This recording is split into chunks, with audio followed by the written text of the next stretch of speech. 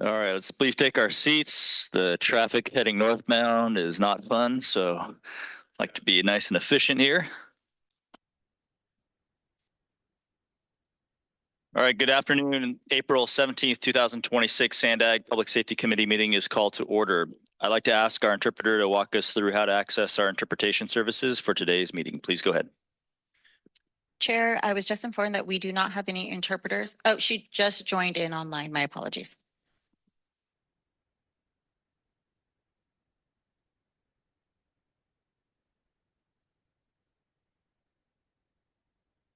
Hello. Sorry about that. Announcement from the interpreter. To use interpretation feature, please scroll to the bottom of the Zoom where the meeting controls are. Click on interpretation icon row and select English as your language. If you're joining through the Zoom mobile app, cell phone, tablet, etc., please press the ellipsis, then interpretation, and then choose your language. Finally, click on the mute original audio to not hear the original Spanish flow in the background. Headsets are available for interpretation. If you're in the meeting room, please check out the headset from the receptionist in the lobby. Buenas tardes. Aviso por parte del intérprete. Para hacer uso del servicio de interpretación, favor desplazarse a la parte inferior de la pantalla de Zoom, donde aparecen los controles. Haga el clic donde el icono aparece el globo terráqueo y seleccione Spanish, español. Si está utilizando la aplicación móvil de Zoom, celular, tableta, etc., presione los puntos suspensivos y luego interpretación y luego el idioma. Si no desea escuchar el audio original en inglés en el fondo, por favor seleccione Mute Original Audio, silenciar audio original. Contamos con auriculares disponibles para el servicio de interpretación. Si se encuentra en esta reunión, favor de pedir auriculares con la recepcionista en el vestíbulo. Gracias. Thank you. Thank you. I'd like to take a moment to acknowledge the land that we call home. The tribal nations of the San Diego region has historically faced injustices. We acknowledge the harmony that existed between the land, nature, and its people and its original peoples, who have since endured displacement, persecution, and systemic oppression. We pay our respects to the unceded territory and homelands of the 18 tribal nations in our region, the most in any county in the United States, from 4 cultural groups, the Kumeyaay, Degüeño, Luiseño, and Cupeño, and the Kawaya. This land has nourished, helped, healed, protected, and embraced them for many generations in a relationship of balance and harmony. As members of the Sandag Argis community, we acknowledge this legacy. We inspire to learn from indigenous traditional knowledge and experiences in undoing the injustices of the past. Now, will you please join me in the Pledge of Allegiance? Ready? Begin. I pledge allegiance to the flag of the United States of America and to the republic for which it stands, one nation, under God, indivisible, with liberty and justice for all. You may be seated. Before we jump into the meeting, I will ask our clerk to confirm that we have a quorum. Cami? Yes, Chair, we have a confirmed quorum for this meeting. Great. We'll start today with the non-agenda public and member comments. Due to a larger area and to ensure that we get through all our items, we're allowing 1 minute for all public comments. Cami, do we have any public speakers on this item? Yes, we have 2 speakers in person and 2 speakers online. I will start with Parita Javier. Parita, please come to the mic.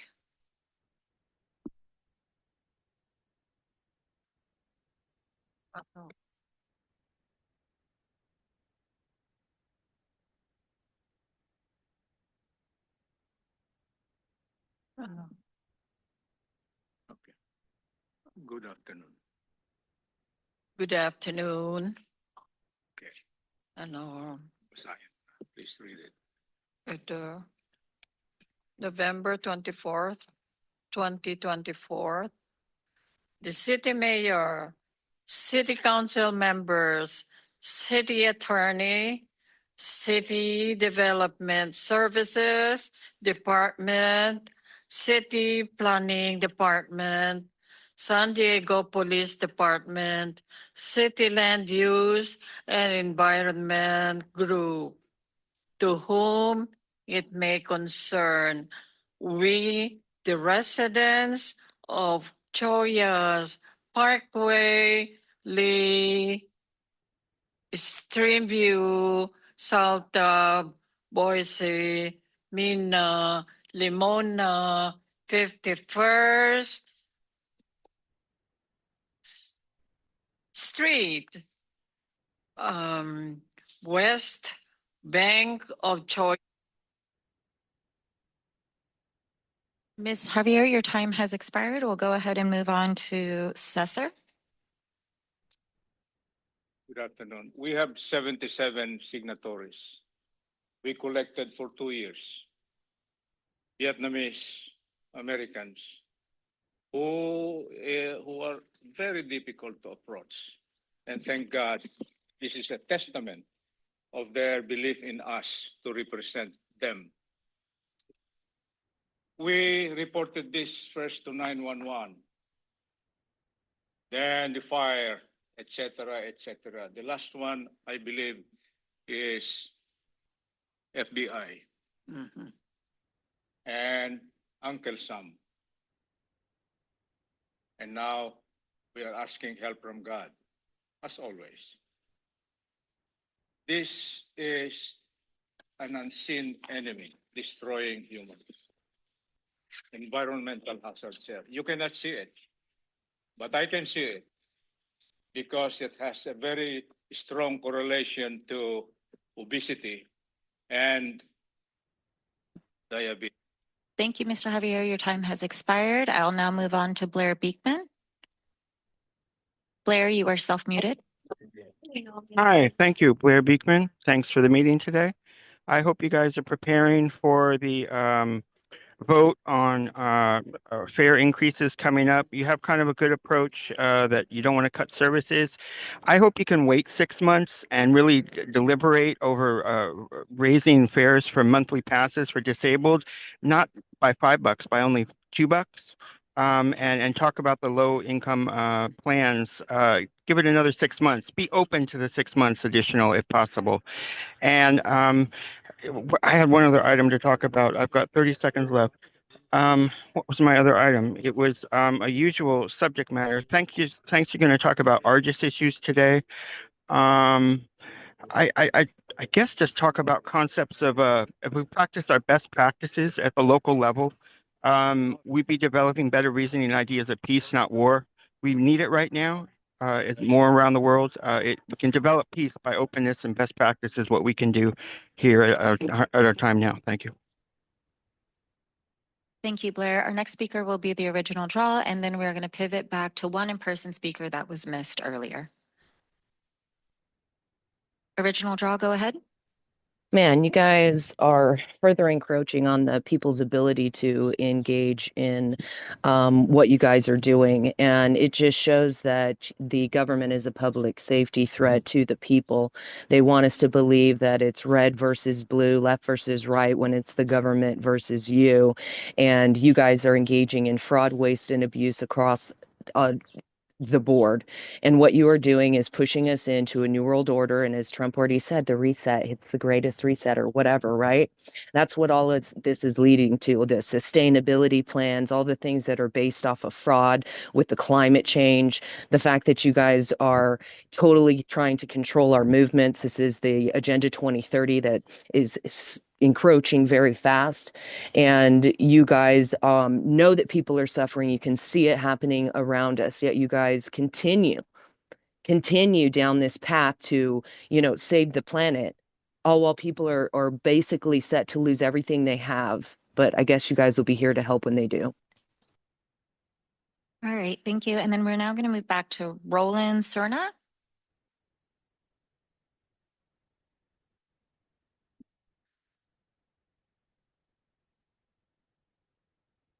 Hi, my name is Roland Cerna, and I'm a business development associate with California Consulting, the state's largest grant writing company. Today, I would like to introduce you to our company and our work. Since California Consulting's inception in 2004, our grant writers have written more than 1,700 grant applications that have been funded for our clients. We have clients all over the county of San Diego, along with clients all over the state. We primarily write large federal and state grant applications. Our team also conducts grant reporting and grant administration and post-award compliance for federal and state grant applications. We work on grants for public works, police, fire, parks and recreation, community development, economic development, and many other areas. Please do not hesitate to contact us if we can be of service to San Diego. Thank you for the opportunity to present this information. Thank you so much. And that concludes our public comments. Thank you. Next, do we have any non-agenda member comments? This is an opportunity for agency announcements or information to be shared. Man, quiet room. All right. Thank you. So I'll hand it over to Mario Orzo for a SANDAG update. Thank you, Chair. Very two basic updates. The board approved the draft budget. So the team is working on bringing the final budget for May. They're making some adjustments based on what the board requested. And also, totally out of subject, but I'm going to bring it back and relate it. The agency has been working now for a year and a half on legislation called SB 1087. Well, now it has that number.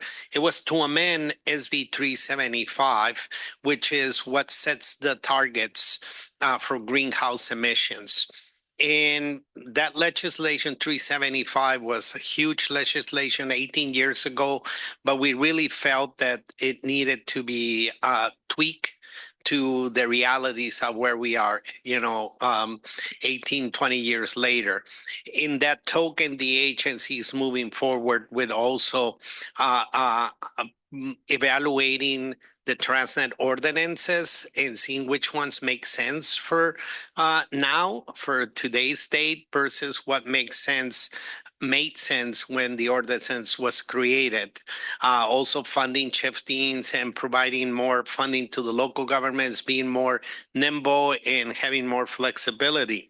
In that spirit, I know Tony has already sent a memo or a letter to all the member agencies to start beginning conversations on the data sharing agreement that we have here in ARGES and seeing what can be done better to, that agreement was executed about 12 years ago. So where can we bring it back to the realities of today? So I know that we will be having more robust discussions about this, but that's an exciting time of everything moving forward and trying to adjust it to the realities that we have on this 21st century instead of the 20th century. So that's my report, sir. Thank you, sir. Before we move to the agenda, Tony, do you have any updates from Argus? No. We might get out before traffic. Tammy, are there any public comments on this item for consent?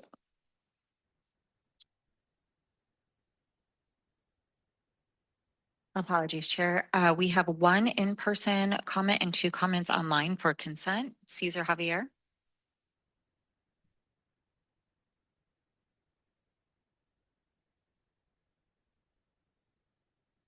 We are not competing, but complementing, reinforcing what we know.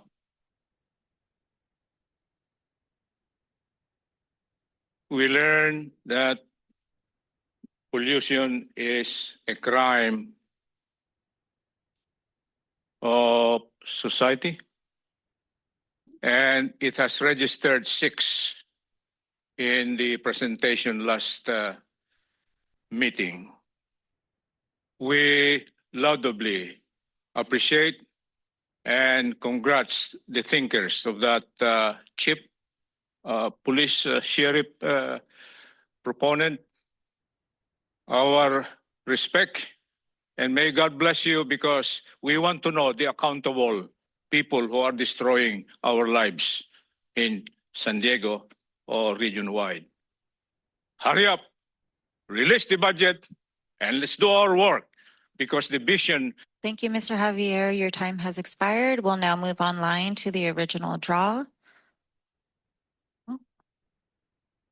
Go ahead. It's very concerning that you had a Crime Stoppers presentation given by the San Diego Police Department when the San Diego Police Department is engaged in crimes itself. So is it a way to make sure that you stop them from being exposed from their crimes is what I would say, even though it's already actually been exposed. I mean, there's fraud, there's sexual misconduct, there is, murders taking place by officers opening up their firearms and just unloading their bullets into people, or like Anthony Warner, badge number 1665, who brutally assaulted Andrea Ebbing in Linda Vista Skate Park.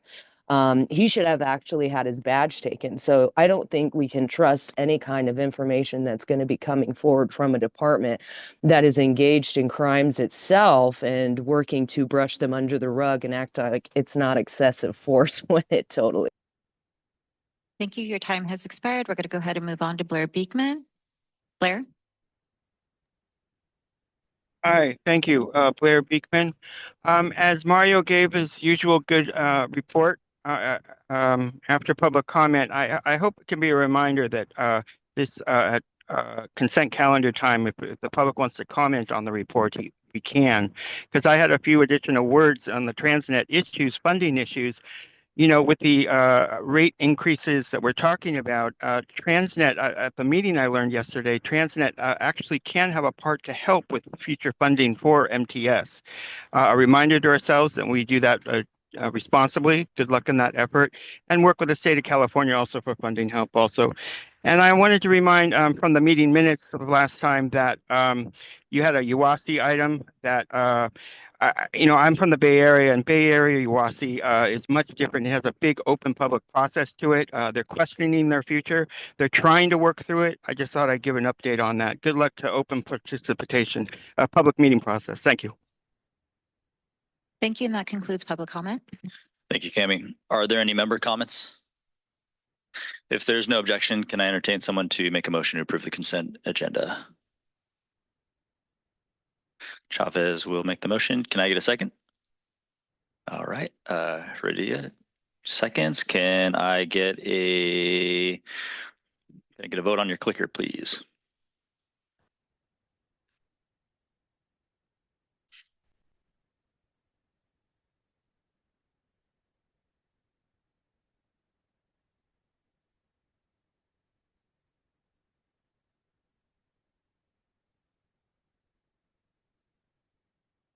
It's there. All right. And that motion passes with one abstention. Got it. Thank you very much. All right, moving on to item number 4, the draft fiscal year 2027 automated regional justice information known as ARJUS, accomplishments and budget. For this is Tony. Go ahead. Noi. Let's try Noi. Thank you, Chair. Thank you, committee members. My name is Noi Litivong. I am the Principal Technology Program Manager here at ARJUS, and today I will be providing an overview of some of our accomplishments, as well as the usage information of the myriad of applications that we provide to over 60 of our agency members. This is a snapshot of the core roles and services that we provide. As you can see, this spans from maintaining data validation, software development, providing a secure network for information exchange and access to a 24/7 days a week help desk. We also assist in sending accurate crime statistics to the state, to Cal DOJ, and we ensure that we are abiding by all current legislation, and we assist in providing accurate data to the public. Our team is very proud of many things that we accomplished in 2025, but these are the core items we are especially proud of. We supported 2 agencies in deploying their Live 911 application. This is an application that allows the officers out in the field to hear the Live 911 calls as they are coming in, enhancing officer safety, situational awareness as they go out to the scene of the crime or of the call. We were able to support this effort through grant funding. We also deployed state-of-the-art firewalls to ensure that ARJUS has enhanced intrusion prevention and detection, as well as modern security technologies to protect our network applications on them. We deployed these technologies to both of our data centers. We also conducted 8 focus groups with 15 agencies and 53 participants, ranging from records managers to crime analysts to detectives to task force members. Through these focus groups, we were able to gain valuable feedback, improve customer support, and learn about their specific needs and pain points that we can assist in mitigating. We also modernized our on-premise ArcGIS enterprise environment, deploying it to the CSSA cloud, and we're able to enhance our crime mapping dashboard.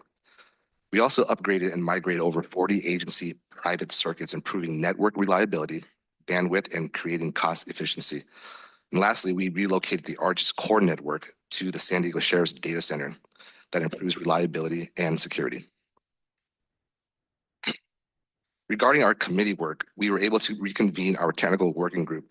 This group meets quarterly to discuss new developments and any IT issues within ArcGIS and needs that the agencies are seeing. We also ranked 20 priority projects in our work plan, which is driven by the agencies directly. These projects drive the work that ArcGIS focuses on this fiscal year. We also approved 14 motions from our business working group, or the BWG. This group is made up of representatives from each agency to help guide our work. We provided meeting support for 30 meetings throughout 2025, and we also led the Cal DOJ charge remapping effort. This ensured that charges were validated correctly from the agencies to be submitted to Cal DOJ. This ensured that agencies stayed compliant with Cal DOJ standards and reduced their error rates. Lastly, we responded to 12 different public records and data requests. These are the top applications used in 2025. And I'm going to dive in deeper within the next couple slides after this. But here's a quick overview. It shows that Surface remains our #1 query tool. Crime Tracer consistently remains our second most used tool, with almost 9% increase in usage from last year. eQuery also saw an increase in usage as well. However, our Cognos reporting system saw a decrease. It's an older reporting tool that we are looking to upgrade to a more modern, easier, user-friendly way to do it. A lot of the agencies have pulled away from using it in favor of newer tools, and we're also looking to moving forward as well to Power BI. Our mobile field interviews consistently remains used, followed by our BOLO, or Be on the Lookout sharing. Overall, we saw a 3% increase in member agencies. That's approximately a loss of 2 participating agencies that lost their fundings or had their fundings reduced in 2025. But we do maintain 63 member agencies and a little bit over 5,000 unique users. Now, looking at our incident data, which consists of crime reports, arrest reports, cases, crime cases, citations, and field interviews that we receive from our contributing members. In the 5-year snapshot, we see there are no significant changes in the types of information that we received. Overall, from 2020 to 2025, we received 2.6 million different types of incident data. And here's a further breakdown. This shows specific types of incidents that we received. As you can see, it ranges from supervision, which is probation information that we received from the probation department, as well as crime cases. We also received CAD data, or calls for service, or computer-aided dispatch information from 4 of our contributing members. As I stated earlier, we have a 24/7 days a week help desk that is available to all of our agencies. Agencies are able to call into the help desk with issues regarding their accounts, password resets, application issues, or network issues. There have been times when the network goes down at 2 a.m. and we have Cami over there responding to calls and directing the help to the appropriate individuals within ArcGIS. In 2025, we handled 447 help desk tickets. We provided 52 service logs, which is a log that we track any reported issues or announcement that needs to go out to our member agencies. Lastly, we deployed 127 unique upgrades and performance enhancements to our systems and our applications. eQuery remains one of our top 3 applications used year over year. This tool is primarily used for investigative purposes and also allows the records managers to kind of look at what we are receiving and what they are sending and to make sure it's accurate. From 2020 to 2025, there were over 2.1 queries ran overall. Surfers continues to be our main tool used by all the agencies. It's used primarily by dispatchers and patrol officers on the field, attempting to validate information right there in their hands.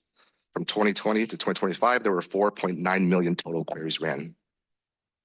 As I said earlier, Cognos, our IBM Cognos reporting tool, we're seeing a decline year over year in total reports being pulled from the actual application. This system is a bit older, like I said, and a lot of agencies have shifted to using more modern platforms like Power BI. And like I said earlier, we are looking at doing the same thing. The Be on the Lookout notice, as you can see here, it's one of our main systems that a lot of the agencies use. It allows agencies to quickly communicate via email with other members to send out bulletins or bolos for persons of interest, officer safety, missing persons, and crime trends and crime series.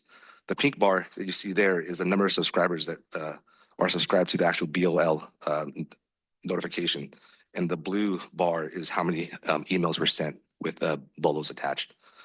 We are in the process of moving to a bolo sharing platform, an application for the core agencies to enhance the power of sharing bolos and making connections.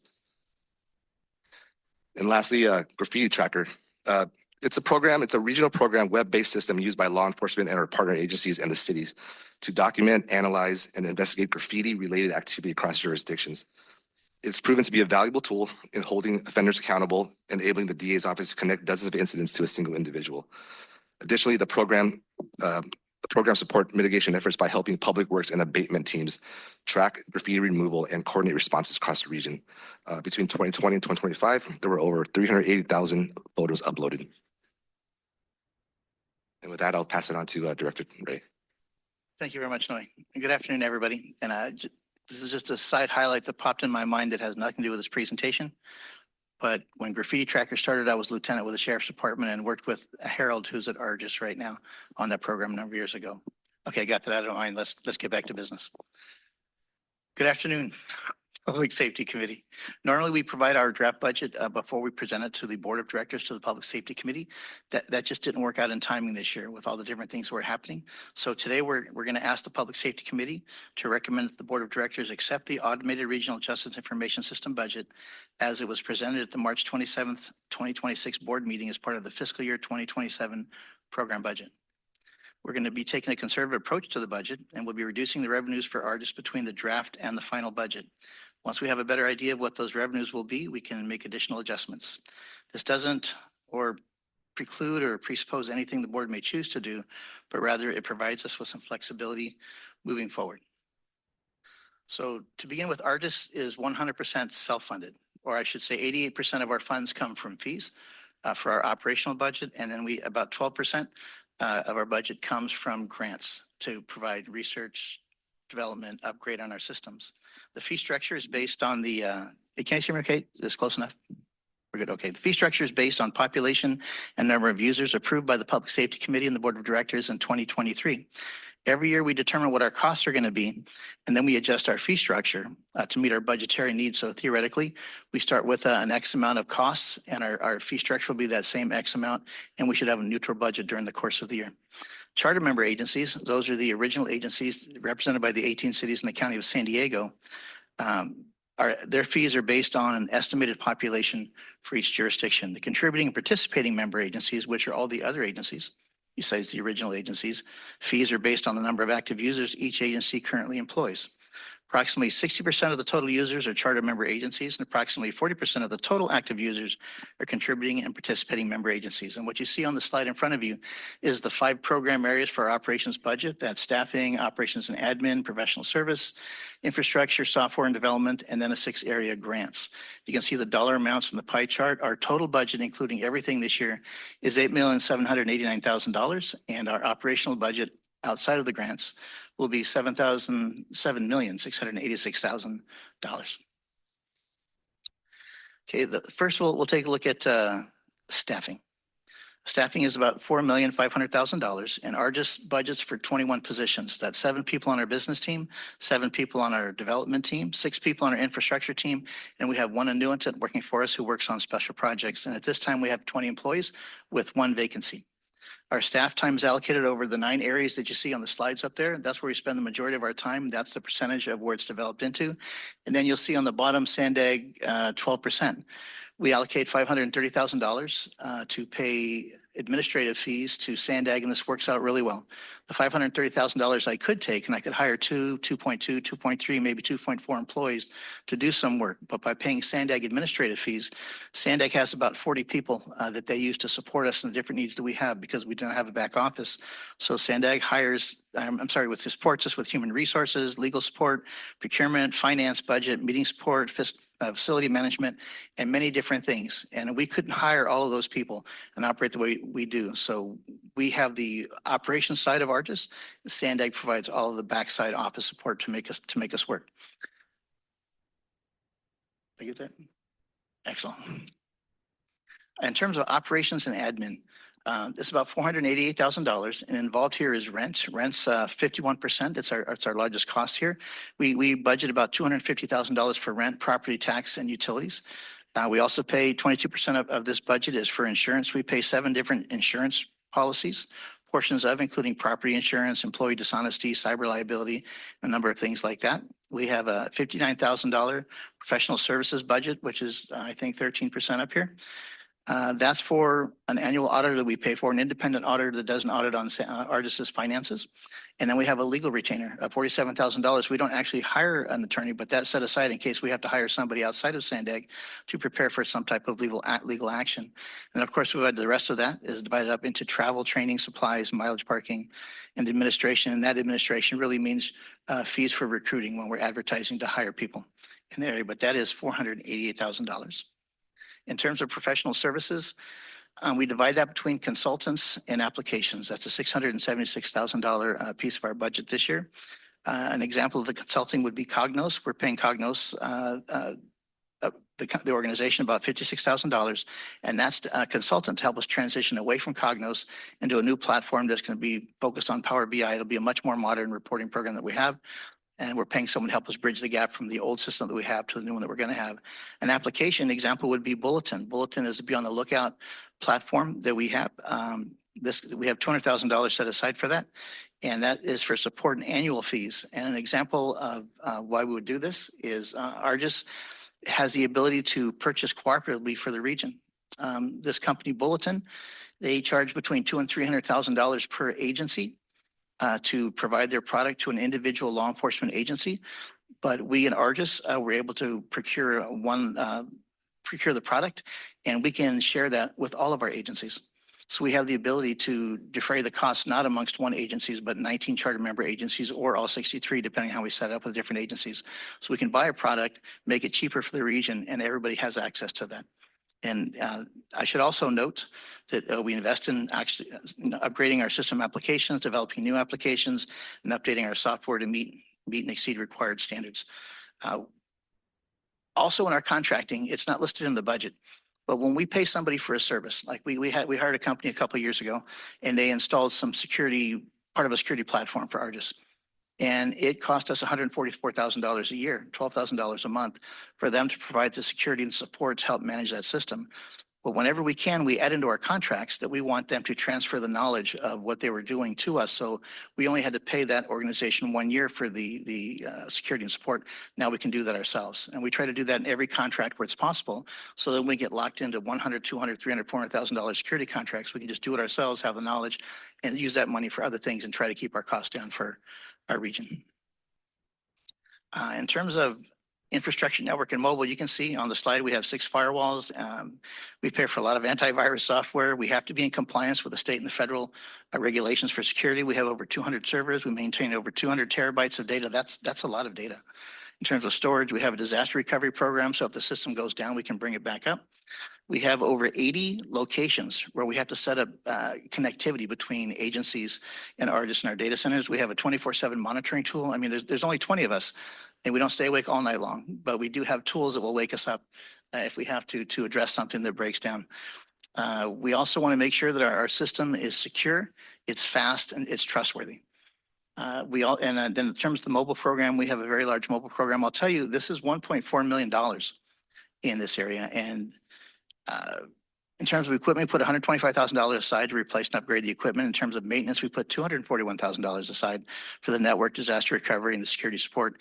And telecommunications is probably $1 million worth of this area in here. And we use Verizon, AT&T, and Cox. Verizon is where we run our mobile program, where we have over 1,200 phones, where we can get many Argus applications for the people that are in the field.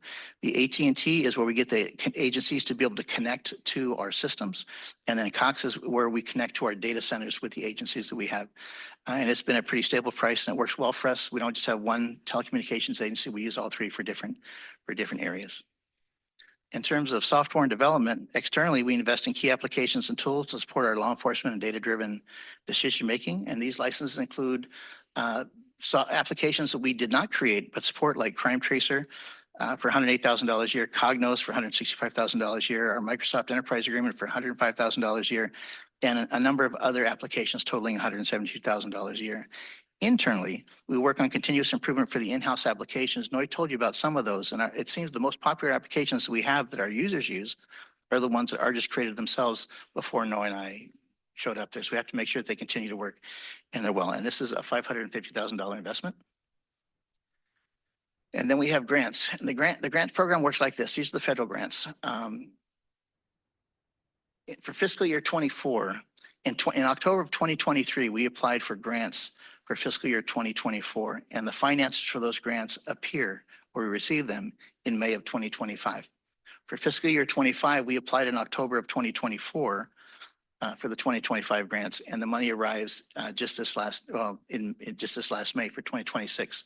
So these federal grants are always an 18 to 24-month planning ahead cycle, and oftentimes we'll apply for a grant, we'll make quotes for information, and we'll try to use something. But within those 18 months to 2 years, the prices change. Sometimes they go up, sometimes they go down, sometimes new technology comes, so we'll amend the grant. But in the 2024 grants that we applied for in 2023 and got the money in 2025, we're working on our cloud transformation, cybersecurity, our regional training program, a disaster recovery program, both on-premise and for our future cloud operation. And then we have an artist machine or AI learning integration. When I talk about that, I'm talking about we're trying to use AI internally to speed up the searches on our internal systems. So we're not going external for anything of that nature. In the 2025, again, it's the cloud transformation. It is expensive. I know, I was told that when you go to the cloud, it's a lot cheaper. And I guess it is when you first start there. But if you're going to move anything through the cloud, it's very expensive. So it's cheaper in terms of you don't have to buy as many servers. But every time you add in or bring something out, it is very expensive. So we're trying to find ways to reduce the costs of because we transfer an awful lot of information. And we're not 100% active in the cloud yet, but that's where we're going to. Cybersecurity, we're always trying to have the absolute best that we can have to protect our networks. The training program, the region since 2017 has provided ARGIS the ability to hire one person to be the regional trainer for all of the agencies that we have in ARGIS. And then we're moving our GIS application from on-premise into the cloud so that we can share information with many, many more people than just the few individuals that have the access to GIS. In terms of the budget, that's pretty much it. It's a short budget with $8,789,000.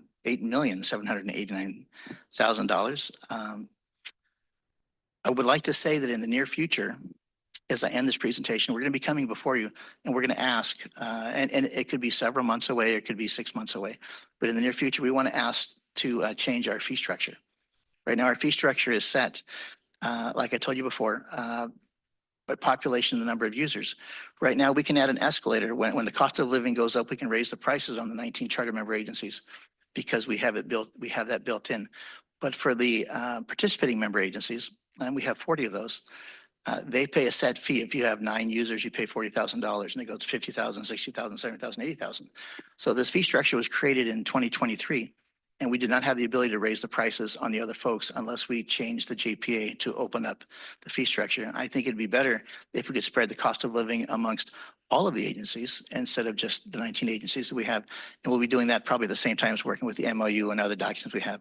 Or I should say, ARGIS is trying to modernize some of the older documents that we have to make it more palatable for everybody. So that is the presentation I have on the budget. And Noy and I would be happy to answer any questions that any of you may have. And again, if we're wrong, our staff will text us and let us know that we're wrong. We'll try to get you the right answer while we're sitting here. Thank you, Tony. First, Cami, are there any public comments on this item? Yes, we have 1 in-person speaker and 3 online. Cesar Javier.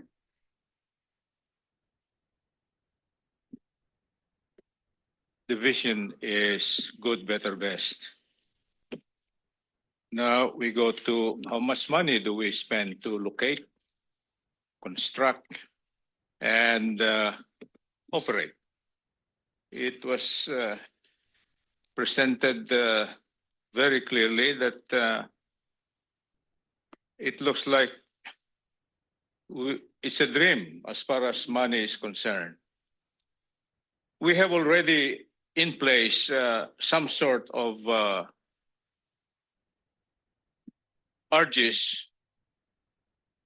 And I believe it would be rational to start from there and not just modernize, but rather put it on in a high gear rather than dreaming this money, almost 9 million.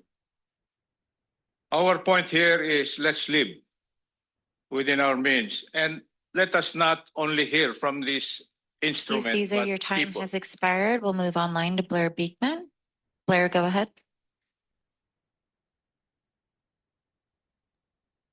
Hi, Blair Beekman. Thanks for this report. Thank you that you're having Argus items on the public meeting process. It needs to be often. I wanted to comment that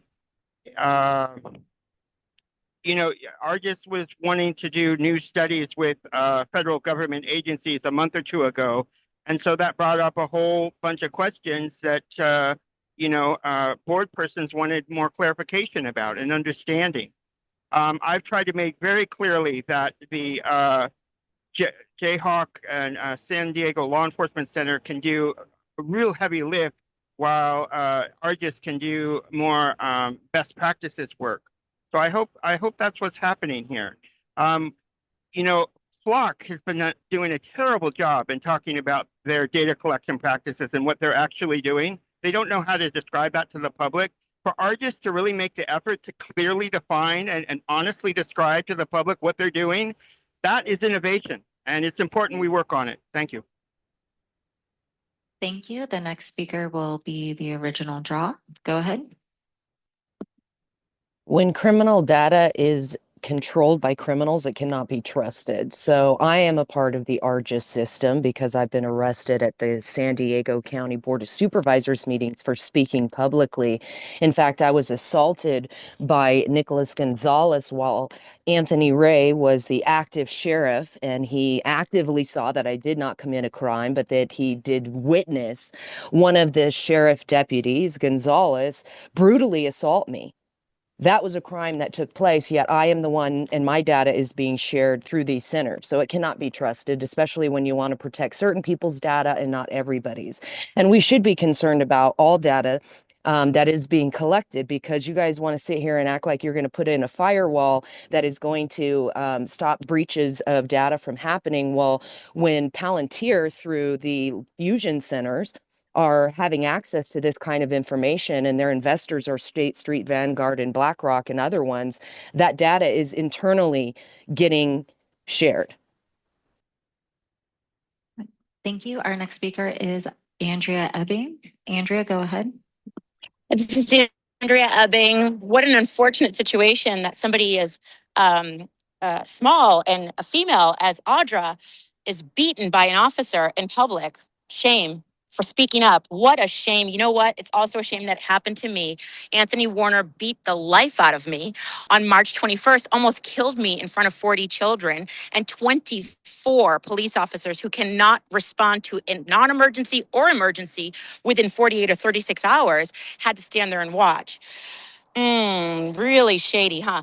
Argus is completely manipulated and contrived, and we don't need a firewall. We need Summer to step in to get her filthy RICO hands off of it so she can stop insulating her dope dealers from their felony charges. Because the only way to keep the stables full, these rehab and diversion and 16-week wait lists for Prop 36, is to keep the drugs flowing. And that's what they're doing. And they're doing it by manipulating Argus and ensuring these filthy animals get $6 million contracts. And that concludes our public. Thank you, Tammy. Are there any member comments? Any questions? Not seeing any. Oh, go for it. Yes, I was wondering, pardon me if I missed it. Can you tell us what the budget was last year? I don't have the exact number in front of me. Wait, I might have the exact number in front of me. I do have the exact number in front of me. Give me just a moment. Last year's budget, this year's budget, 7,089,000. Last year's was 8 million. Sorry, I said that wrong. This year's 8,789,000. Last year was 8,123,000. Perfect. Thank you. Any other comments or questions? If there's no objection, can I entertain a motion for the approval of item number 4? Motion by Williams. Can I have a second? Second by Fitzgerald. Can you guys please vote using your voting clicker?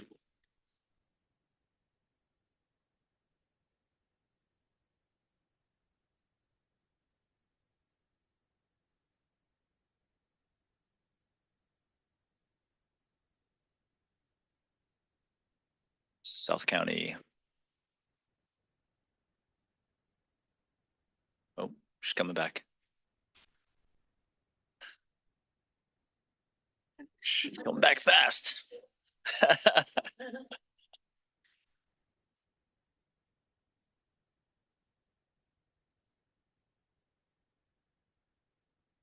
And that motion passes. All right. We're going to move on to item number 5, the draft of fiscal year 2027 Criminal Justice Work Program and Budget. Dr. Octavio Rodriguez will present the Criminal Justice Department Work Program. Go ahead. Thanks, Chair. Thank you, members of the committee. We always take the opportunity to use this session where we present our budget for the next fiscal year to reflect on the work we do and we've done over the last year. I know that this information might be redundant for some of you that know our work, but I know there's some new faces here.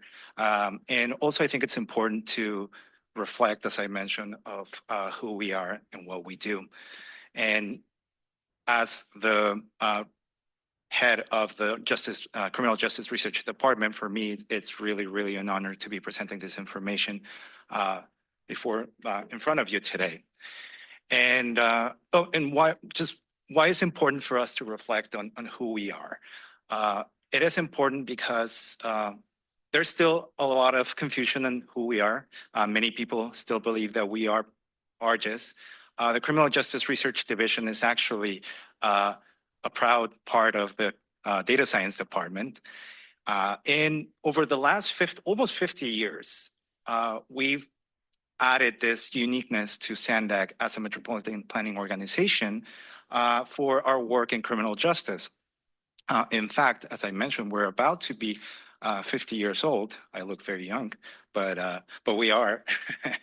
And over those decades, we've started reporting crime in the region. We didn't have standardized reporting on crime, public safety allocations, arrests, and other important topics. So much that we became the criminal justice clearinghouse of the region. And we also started to create programs that became kind of spearheading initiatives and models nationwide, such as the substance use monitoring that just became 25 years old recently, where we continuously collect data from people booked in local jails, and we test them for drugs. It's a completely voluntary and anonymous study. We test them for drugs, and also we follow up with a survey where we explore a little further their substance use histories and other societal issues such as criminal history, homelessness, and others. And we also over the decades became the main evaluator of criminal justice initiatives in the region, meaning that we collaborate with law enforcement, with NGOs, with the county, with the cities, in providing that knowledge that we've acquired over the years to evaluate their programs and provide them with data-driven recommendations and findings that they could use and they're helpful in their decision-making process. The pillars of our work are mainly the data, the process of collecting data, analyzing it, evaluating it, and be able to disseminate it among not only the agencies and other organizations, but also to the public. And finally, this probably the fourth pillar is one of the most important, is our collaboration. We couldn't do this work without your agencies. Without our sister organization, ARGIS, we are not the same, but we are always working together. And this is probably, as I mentioned, the most important part of what we do. And just to provide a little more information, a little more clearance or clarity, I'm sorry, in what we do. As a clearinghouse of criminal justice issues in the region, we provide yearly analysis on crime trends, on arrests, on public safety expenditures in the region. And on the other hand, with our independent evaluations, we analyze projects both for the adult and juvenile system. And for example, in the area of juvenile justice, we are the main evaluator of diversion initiatives in the region, and we've been doing this important work for decades. What is the use of our data? What is the use of our work? We do provide a platform to understand some of the trends that we're seeing outside. We also provide data-backed findings that could help understand some of those anecdotal information that we get from the work in the field by providing objective measures. And we also, provide this understanding of drug use on dynamics and crime for both adult and juveniles.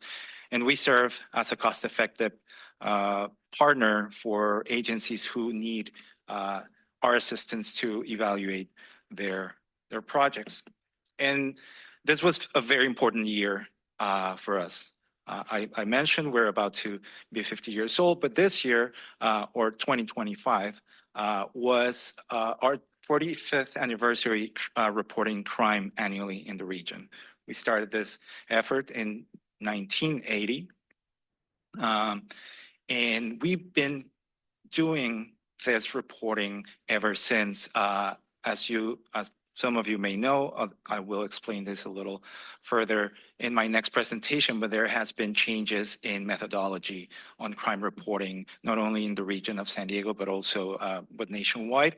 And even though we're still reporting this, there might be some divisions in how we report the data, but the important point is we've been doing it uninterruptedly since 1980. Also, as I mentioned, the substance use monitoring, which is an example nationwide, as the only such a program providing this type of information for 20 years uninterruptedly. It was our 20th anniversary. And other important highlights of our year were the 13 publications under the clearinghouse or our clearinghouse functions. We presented 4 collaborative grants with different agencies and organizations across the region. And we concluded 4 important projects for evaluation projects for other agencies. And now I'm going to present our budget. This is the budget that we intend for fiscal year 2027. As you will see, the majority of this budget is going to go to our adult evaluation projects. We're calculating our budget to be around $2.2 million, consistent to what we presented last year for fiscal year 26. The second bucket of our general work goes to the youth evaluation programs, our criminal justice clearinghouse, and finally the substance use monitoring program, which is the smallest bucket in our overall budget. For our largest area of focus, which are the adult projects, almost half of those dollars go directly to different organizations and agencies across California. We are the fiscal agent for 4 Project Safe Neighborhood grants, which are a part of the Department of Justice. And through these grants, we manage and administer the funds, and we pass through those funds to agencies such as LA Police Department, the Contra Costa Attorney General, and some other local organizations to conduct their work on preventing violence and gun crime across, as I mentioned, many areas of the state of California. So almost out of $2 of this budget that comes to SANDAG goes directly to benefit communities throughout the state. As you can see from this graph, most of our funding comes from local sources, mainly state grants and other contracts with local agencies such as the County of San Diego and law enforcement agencies. As you can see, only 20% of our budget comes from member assessments. That has been the norm since our creation. We are committed to bring forward out of every $1 that we receive from SANDAG member organizations to continue this important work.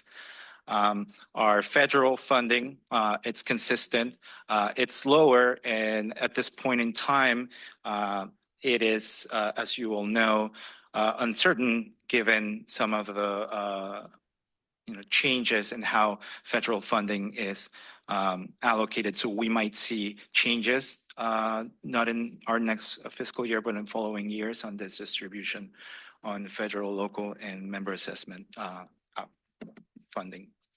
And this is just a quick overview on how our different adult and juvenile categories divide. I mentioned the Project Safe Neighborhoods, which is one of our largest portion of the adult funds, but we also have two important Prop 64, the Prop 47 projects with San Diego County and other important initiatives with Chula Vista Police Department and actually Chula Vista Police Department. And for juvenile, as I mentioned, our juvenile initiatives are, for the most part, our analysis of the juvenile diversion programs in the region, but also to Prop 64 funded programs to evaluate the work that law enforcement agencies do in preventing and increasing awareness of cannabis consumption among juveniles in the region. For next year, what do we expect to continue doing this important work, to putting out this data for all of you and for the public, to keep bringing more funding to our agency to continue doing this work and to create more collaborative initiatives so we can continue providing this vital information to the region. We're going to conclude some of the federal initiatives that we have, as I mentioned, in other local evaluations, such as one of the Prop 47 county evaluations. So we're looking forward to this next year. This is preliminary information. As I mentioned at the beginning, we have applied for a few grants. We haven't received notice of the award of those, but this report this budget might change in the coming months, and we will make sure to bring this to this committee for discussion and approval. That concludes my presentation, and I'm happy to answer any questions. Thank you, Octavio. Cami, are there any public comments on this item? Yes, we have one in person and two online. Cesar Javier.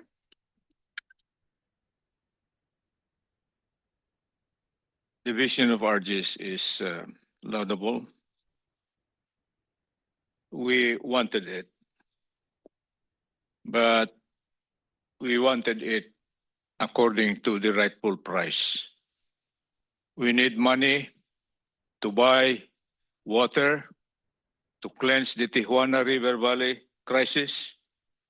We need clean water to sustain the victims. We need clean air, which is owned by Mayor Gloria, including water owned by the city. What more could we ask RGS from this vision? Please record this. They control the life elements, life survivability of humans. Air, APCD, Water Authority by Mr. Serrano. What else do you think? Document this, RGS. Thank you, Mr. Javier. Your time has expired. I'm going to go ahead and move online to the original draw. Go ahead. Allegedly, Audra. Yeah.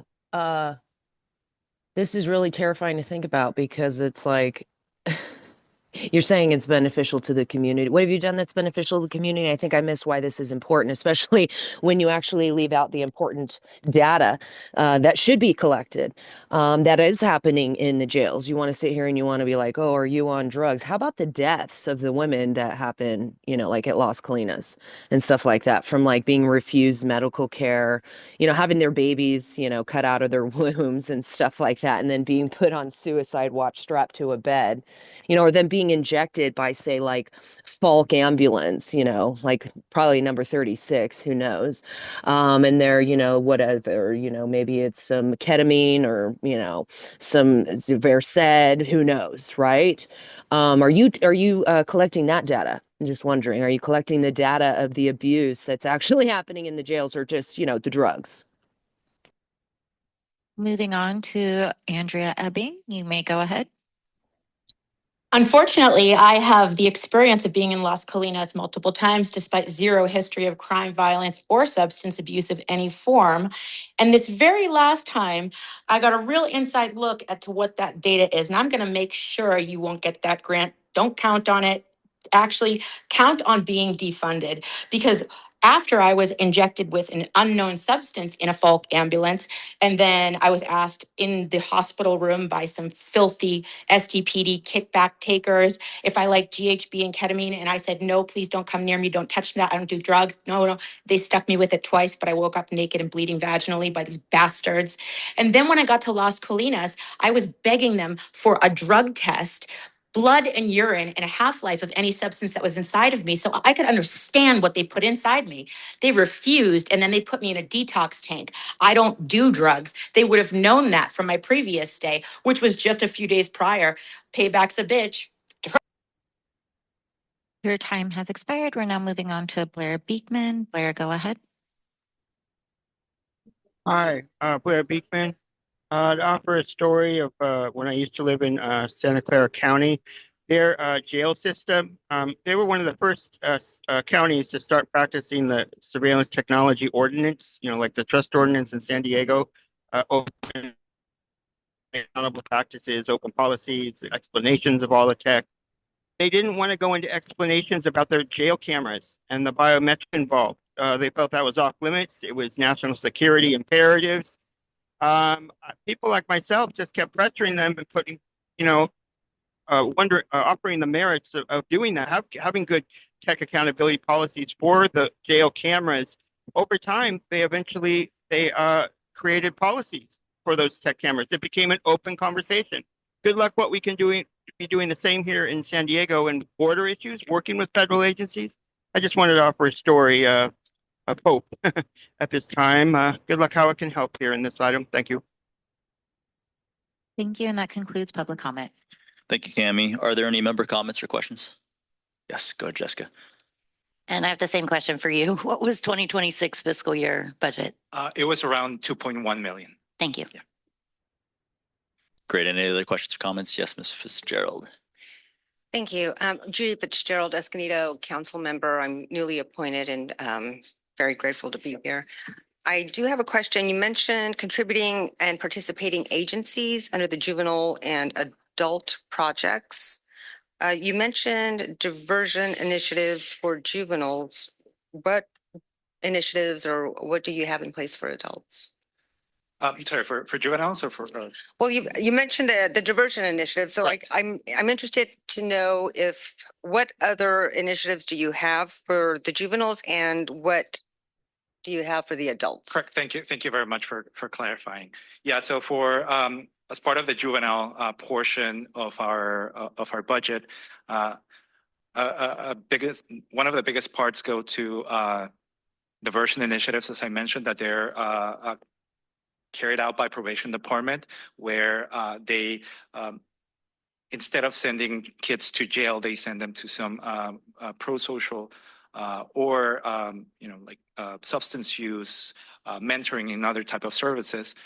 And we, as independent evaluators, we check their numbers, their statistics every year to provide an idea on what are their kind of the results and if they are fulfilling their goals for each year. I mentioned some of the work we do with police, with law enforcement agencies on the prevention and awareness of cannabis consumption among juveniles. And on the adult side, as part of the Prop 47 funded programs through the county provides servicing mostly for people exiting custody that would need some housing assistance or mental health support. And so that funding from the county goes to services, and we as evaluators kind of do the same thing. We collect the data, we analyze it to present with quarterly updates and to do final evaluations.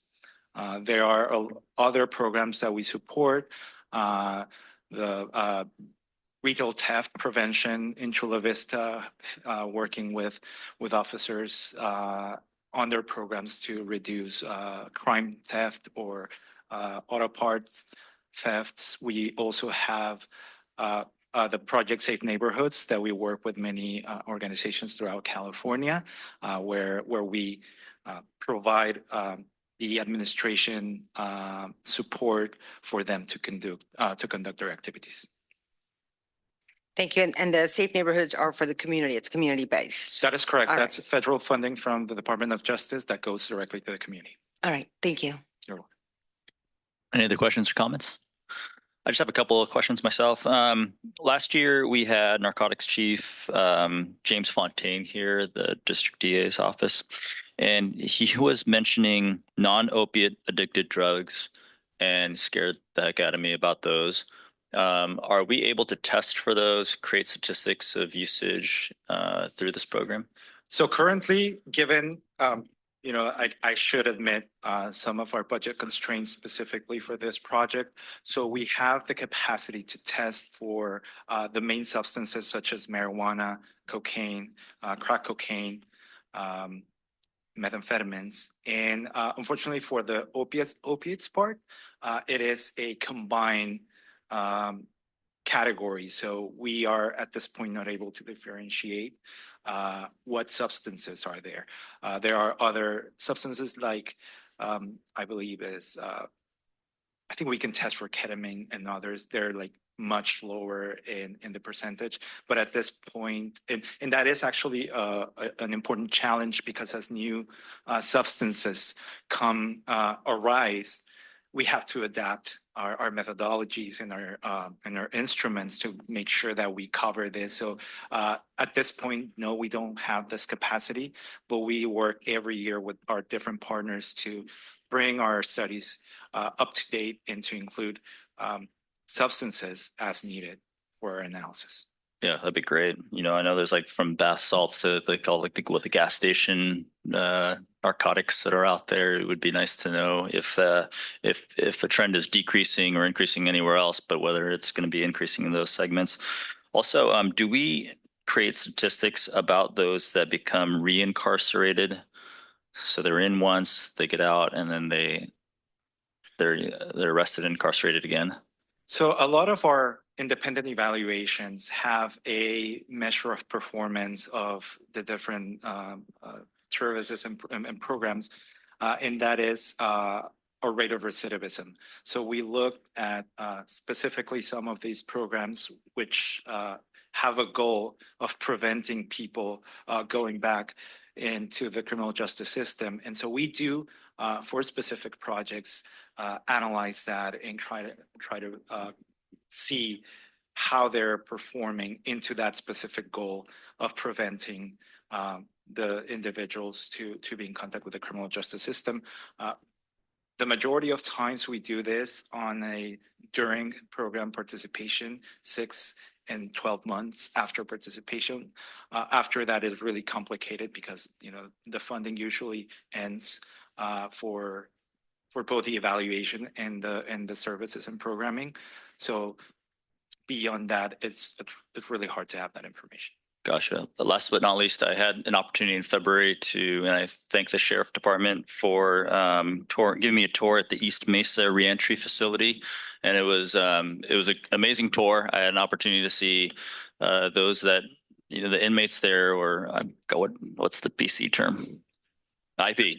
So I got to, have conversations with them, and it was, from what I assumed to what I saw, was so different. I saw people that had a sense of hope, and they saw a vision, and they had a plan when they got out. And some of them were avid Toastmasters, and they spoke better than I could ever. So I was a little jealous about that. But that being said, it would be great to also see that statistic, unless it's already being shown, of what takes place after those that were in the reentry program to get out, and kind of tie the two of what's the effective way of not bringing criminals back out to the public, or once we're criminals, and then just getting them right back into the loop again.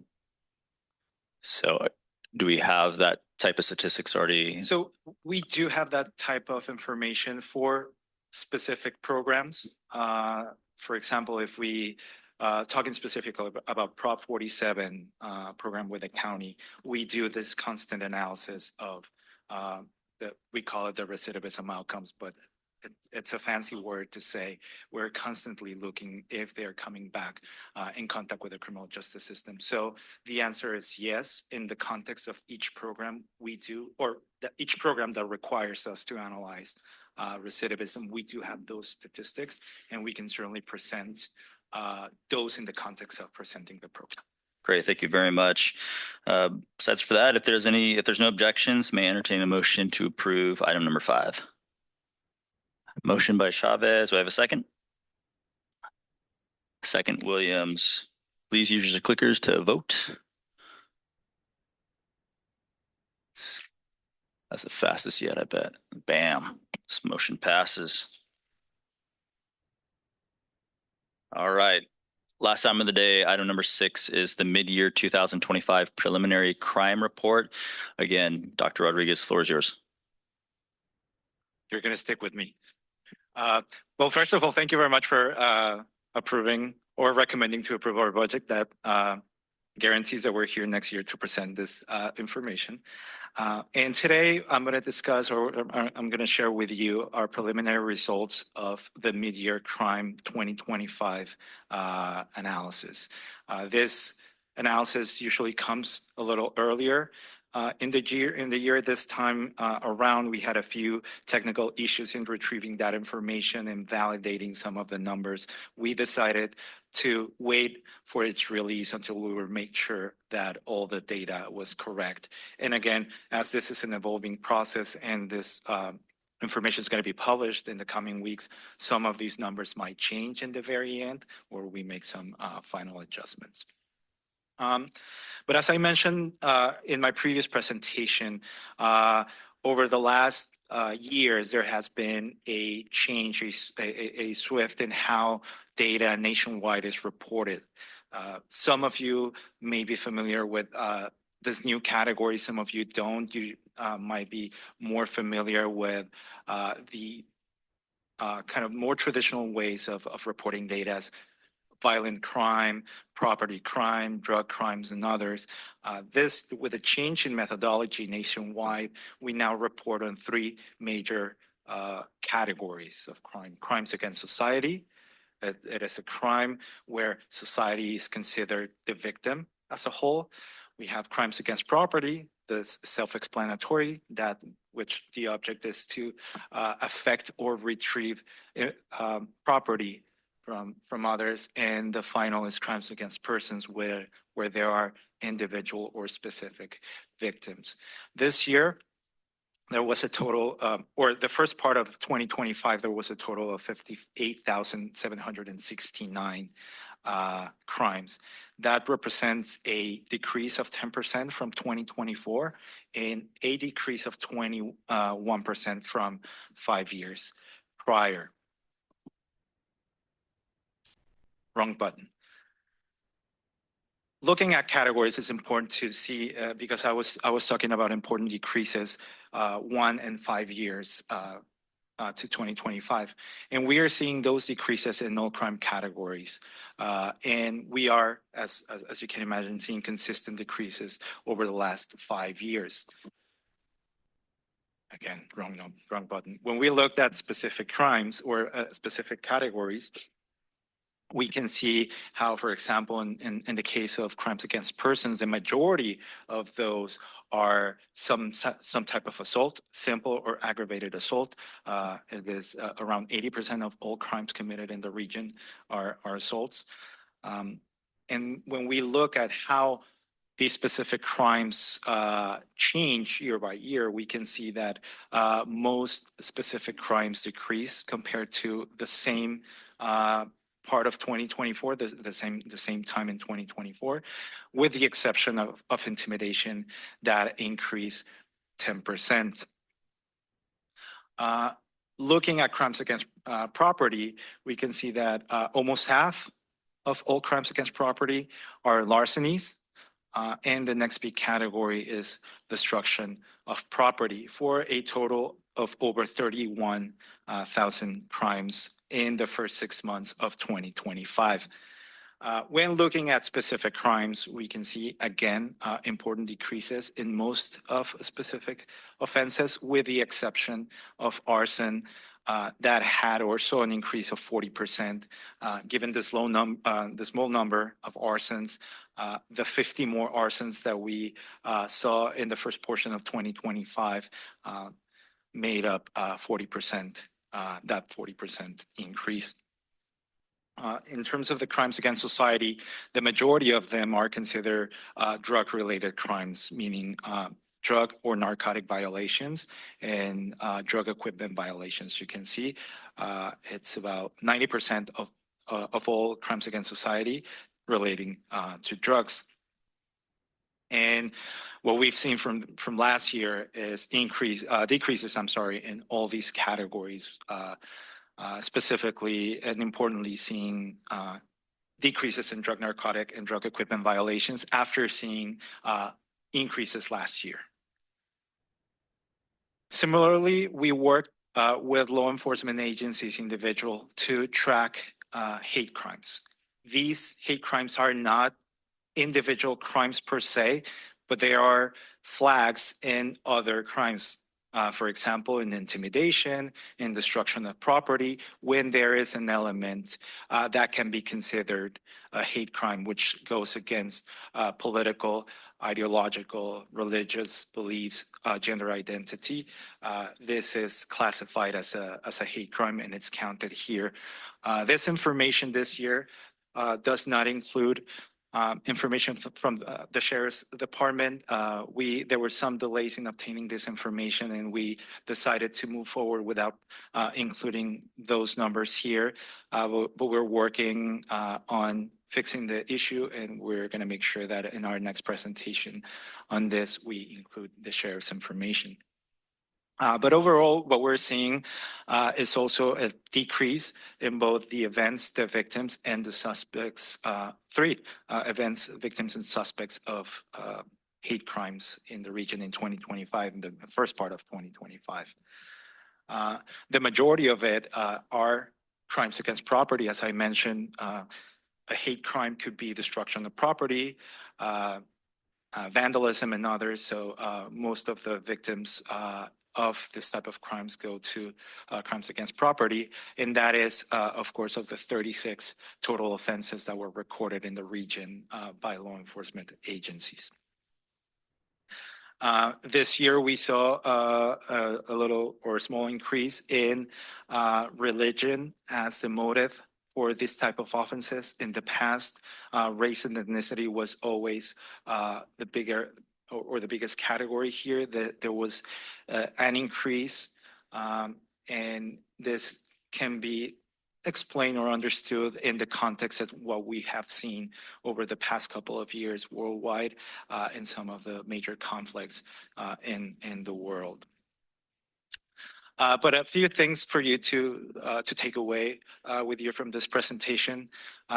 Crime decreased in the San Diego region. San Diego is still one of the safest large metropolitan areas in the region. Still, crime is a big problem, and we have to acknowledge that even a decrease, it is a problem that we have to tackle year by year, and we have to continue the efforts to be able to keep decreasing the numbers. But it is encouraging to see crime going down. Remembering, of course, that while some of the largest categories of crime decreased, some specific crimes increased, as I mentioned, intimidation and arson. And also important to acknowledge the decrease in reported hate crime events from 2024 to the first half of 2025. That concludes my presentation. I hope I can answer any of your questions.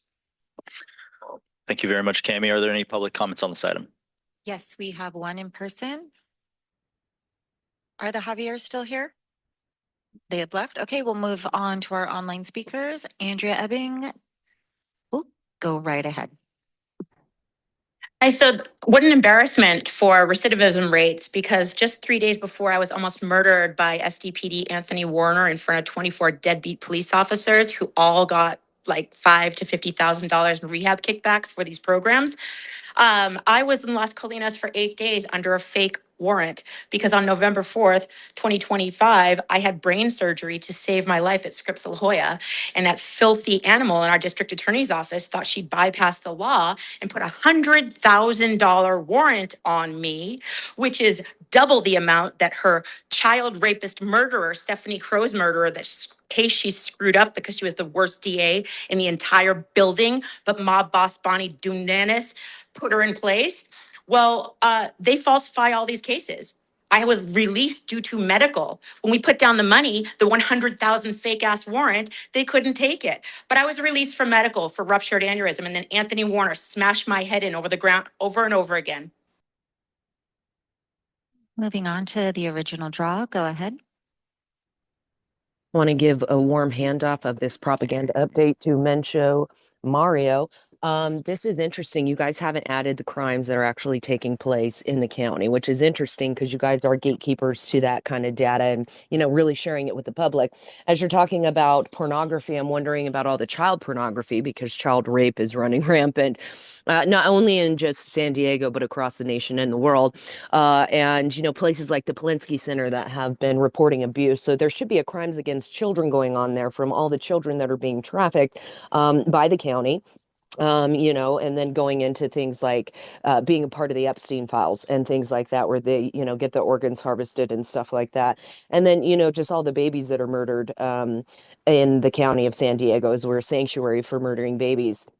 And, you know, just all of those kinds of crimes that are happening against the people from our government. But I guess if you guys are here to protect them, you're not really going to share that. So. And lastly, we're moving on to Blair Beekman. Blair, go ahead. Hi, thank you, Blair Beekman.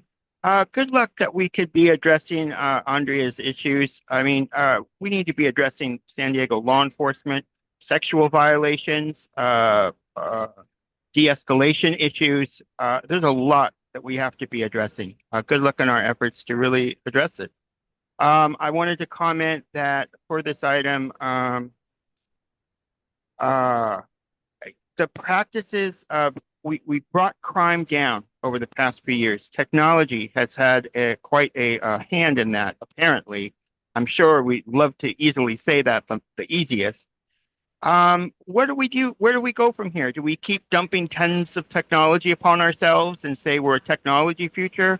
Or do we learn to better practice our technology and what that entails, what that means? That's my goal. That's practicing responsible practices with technology. So good luck how we can do that. The more open and clear with each other, that's peace, not war. Thank you. Thank you, and that concludes our public comment. Thank you, Cami. Are there any member comments or questions? Yes, go ahead. I noticed that the statistic that you had up there for prostitution was 58%, and I didn't see anything directly relating to sex trafficking per se. Can you break that down and how the prostitution numbers, have they changed because the laws have changed? So we don't report on sex trafficking per se, you know, as of course this is part of a federal category. We only do local jurisdiction crime. In the case of prostitution, we actually had seen, or we saw increases in the previous years due to more aggressive enforcement on the side of solicitation. That's some of the information that we've got from our law enforcement agencies. This year, it seems like the activity decreased. We do not know specifics about how this happens, but we know that some of these operations have been yielding important successes across the region, and we are now seeing the results. Okay, great. Thank you. Go ahead, Councilmember. Thank you. Thank you for the presentation. And I'd really like to thank law enforcement. Just great job in seeing how crime is going down, especially in the area of sex offenses, which I assume and believe it includes human trafficking, sex crimes against children, and domestic violence, which sometimes, there is some sexual violence there. And thank you for your explanation on that. On the 10% increase on intimidation, would it be fair to say that it's because of social media? I don't know if you have those statistics, but would it be because there are more online threats and people are more active, or is it in person? Yeah, unfortunately, we don't have the level of disaggregation of those categories, but anecdotally, we've heard that the increase of threats and this type of actions through social media, through just like phone, text messaging, and all of that might be behind these increases that we're seeing. Thank you. And also the 40% increase in arson. Is there anything documenting or anything reported as far as what may be contributing factors to that? So we've explored this specifically because it was such an important contrast from previous years. Some of the information that we got and some of the research tend to point out to certain types of brush fires, wildland fires. We must remember that during this period last year was a period with big wildfires in our region. So, and there are also some arrests made for people that were systematically creating this type of at least brush fires or trash can fires. Those are counted as arsons. As I mentioned, there were 50 more instances. We don't see this as a pattern, given that we in the past have seen fluctuations in the number of arsons occurring in the region. But as we are preparing this report, we are trying to get more information to provide more analysis. But so far, that's what we've gathered. Would it be fair to say that some of these fires, one suspect is responsible for more than one, and so it falls under this category? I just remember seeing in the news sometimes that there was a person arrested that had started multiple fires in the county. So while we cannot say specifically that one person is behind multiple of them, the facts suggest that there are individuals committing this types of crimes systematically, if you will. What we collect is instances of specific offenses, so not necessarily the suspects of those. We do have an analysis of some crime and suspects that it's going to come later in the year, where we're going to try to look more into some of these patterns. But at this point, it is possible that is the case. Thank you. And thank you again to our law enforcement officers, all safety, because it is making such an impact in what you're doing out there. Absolutely agree. Are there any other questions or comments? This is just a receive and file, correct? That is correct. Awesome. One thing I'd like to highlight that we are closing in on the end of National Public Safety Telecommunicators Week, also known as dispatchers. And I was voluntold once by my chief to go down there and do some days as a dispatcher.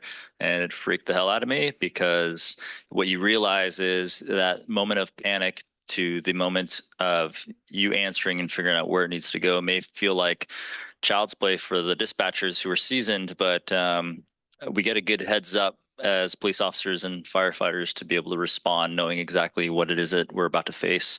So always giving love to them. And with that, our next Public Safety Committee meeting is scheduled for May 15th at 1 p.m. and we're adjourned at 2:30 exactly.